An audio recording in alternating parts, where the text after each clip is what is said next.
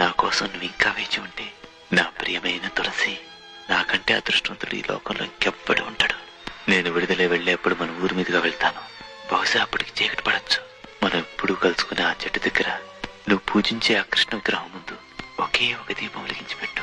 నువ్వు నా కోసం కాచుకుని ఉన్నావని అది చూసి నేను గ్రహిస్తాను. వెంటనే నీ దగ్గరకు పరిగెత్తుకుని వస్తాను.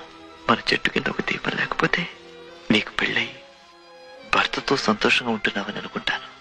దీర్ఘ సుమంగళిగా పిల్లా పాపలతో నువ్వు జీవితం గడపాలని మనసారా కోరుకుంటూ నేను వెళ్ళిపోతాను. ఇంట్లో మురళి.